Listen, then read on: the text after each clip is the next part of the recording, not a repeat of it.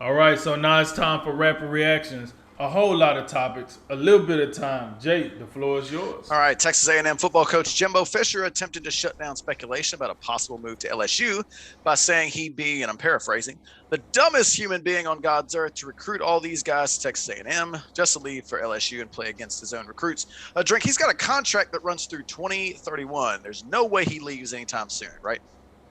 Listen, it's two professions not to believe in: lawyers and football coaches. They always lying all the time. Everything they say is just a bunch of like malarkey. Like it's like what you always say: the devil in the details, right?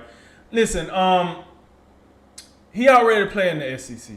Like let's keep it real. I mean, I got it. He used to coach at LSU. LSU probably the bigger brand of the two teams. However, he got a pretty good gig at Texas A&M. Why leave one SEC West team to go to another SEC Yeah. West team and deal with the scrutiny and everything that's going on? I mind you, LSU is going through like some legal stuff as well.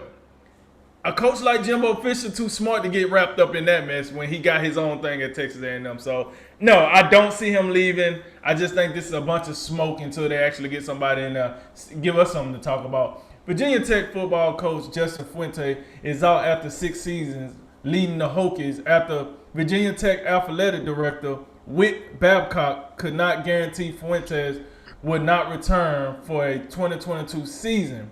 What do you what do you think of the timing of this move, Jay? Well, I think I guess the I'm not all that upset that he's gone, obviously. But I think, look, you go from Frank Beamer to Justin Fuente. It was going to be a tough task for whoever got that job. Following a legend, so to speak. And they just haven't been the same. Especially lately, I think they got off to a pretty good start the first couple of years. But you had some transfers at quarterback, particularly like Hendon Hooker, a guy who's down there at Tennessee playing now. I mean, that hurts. I also think the time. I mean, you could have brought. I mean, even though it might have been tough, there's quite a few really good jobs or high profile jobs in college football that Virginia Tech's going to be competing with a lot of those programs like USC and LSU. So Right.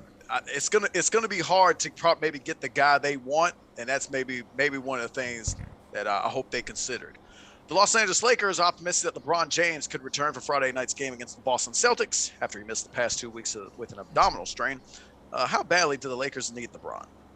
Man, they need LeBron. They need at this point they might need Jordan. Listen, like yeah, they to answer the question. I had to take a little jab. Yeah, they need LeBron bad, man. And I don't think I'm not saying they need him as far as like points wise, assistant. It's like they need his leadership. They need somebody to kind of corral them in. Cause right now it's just a bunch of like Chiefs running around, no Indians. It's just a bunch of Westbrook got half a team here, AD got half of the team. Melo just out there trying to make sure he stay in the league. Rondo like, man, let me get this time while I can get it. It's no unity. I look at this and I'm like, what is going on here? So I think they need LeBron to kind of reel them back in and make them more of a unit because that's one of his strong points is his leadership. And just bring them back. And I think once that happens, they would slowly go back to looking like the contenders that we think they are. But right now, they all over the place. The Toronto Blue Jays have agreed to terms to a 7-year, $131 million contract with former Minnesota Twin right-handed starter Jose Barrios. Too much, too little, or just right, Jay? Man, can't be mad at anybody getting their money. I think it's a little too much. Particularly the years on this contract. 27 years old. He's got an career ERA of just over 4. I think the just under $20 million is right, but I think it's the length of the deal for a guy who he's got the talent of a front end starter, but I just haven't seen. I mean, let's not kid ourselves. This ain't a Max Scherzer or a Clayton Kershaw or one of those type dudes. At least not yet. I think this is a classic situation of they're paying him what they want him to do, as opposed to what he's done right now. So it's possible that he could live up to this, but I'd probably feel better about maybe about 4 years, $80 million, vice this. So I think it is a little too much. Washington football team defensive end Chase Young will miss the rest of the season after tearing his right ACL in Sunday's win over the Bucks. Just 1.5 sacks for Young this season. Is it fair to characterize this year as a sophomore slump? Well, I think you got to look at it twofold. Is it that it's a sophomore slump, or has the expectation from his rookie year to his sophomore year been risen? I think we expected a lot from him, and I'm not. Listen, his play is underwhelming. I'm not arguing that, but I will say we want more from him than we wanted from him last year. So no matter what he did last year, it's kind of like, okay, that was a success. Now we want more, and now he's not playing to that more status. We like, okay, it's a slump. I do agree with you. We expected more, but I think it's a lot of adjusting in there. So I'm gonna say it was more of just the expectation than the actual slump. Next year we'll find out if it's an actual slump, because now you know what was expected of you. We seen what you've done. Let's see what you got in year 3. Cleveland Cavaliers rookie Evan Mobley could miss up to a month with a sprained right elbow he suffered in Monday's night loss to the Boston Celtics. Big deal, little deal, no deal. I think this is a big deal. This is a big guy. I think he was the second overall pick. He's probably the guy I would have went first overall, vice Cade Cunningham. About 15 points, 8 rebounds, and a 1.5 blocks so far. Him and Jared Allen, they've been pretty successful for Cleveland so far. They're 9-6. He's been a big part of it. If he misses that much time, they're also dealing with other injuries. Colin Sexton been out. They missed Jared Allen, I think, a game last week. So they're dealing with a whole lot of things. And if they miss him for a significant amount of time, it's hard to imagine Cleveland's going to continue on with this surprising start. I think they're going to wind up dropping back to the pack. The Le'Veon Bell era in Baltimore has come to a close after the Ravens released the veteran running back after 5 games, in which Bell gained just 83 yards on 31 carries. Will we see Bell get signed by another NFL team? I don't know, man. I think it's slim to none. Like, I'm just like, not to take shots at Bell, but like he was on the Kansas City Chiefs roster. Then he was on the Baltimore Ravens. Like, what in the hell roster do he got to get on to make it? You know what I mean? Like, at this point, you playing for all these contenders. Take the Jets out of the equation, but you're playing for like a couple of contenders, and you're not really getting it. I'm just gonna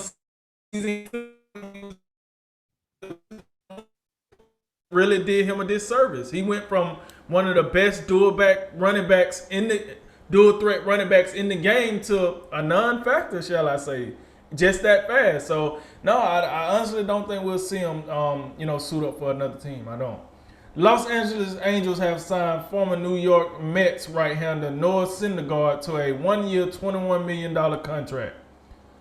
How much can he help the Angels, Jay? Well, I think it's possible he could help them a great deal. He's only, he's had the Tommy John a couple years ago. He had a few appearances late last season. I think that was good enough for the Angels to bring him in. Remember, this is a team that has just been starving for pitching help. You know, they got Shohei Ohtani. But if you get Noah Syndergaard and he's right, you could have a great 1-2 punch at the top of their rotation. And we just know the Angels, they need starting pitching bad. If he's right, that can go a long way and maybe be, the duo to get them moving in the right direction, get a playoff spot. Cowboys owner Jerry Jones didn't like watching his quarterback Dak Prescott power through a Falcons linebacker for a touchdown late in the third quarter when the Cowboys were already up 36-3. Does Jerry Jones have a point on this one?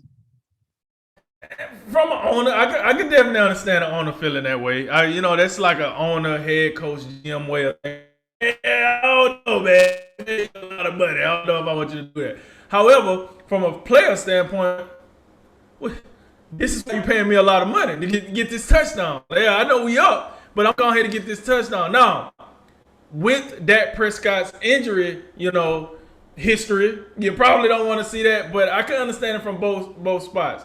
I gotta protect the prized possession. I gotta make myself a prized possession, so I'm gonna power through and get this touchdown. Holla at your boy, baby. Last one. The last 2 NBA champions are in action tomorrow night with the Los Angeles Lakers taking on the Milwaukee Bucks. Jay, who you got? Milwaukee's at home defending champs. I think they're just 1-4 so far at home. But I think they get back on the right track. Maybe the last game for the Lakers without LeBron until Friday, and I think the Bucks make them pay for it. All right, that concludes tonight's Drink of Wisdom. As always, thank you for joining us. Like, listen, share, subscribe. I'm Jay Wise.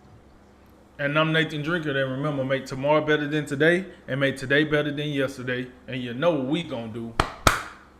We gonna holler at you until next time, baby. Ladies and gentlemen, this is A Drink of Wisdom.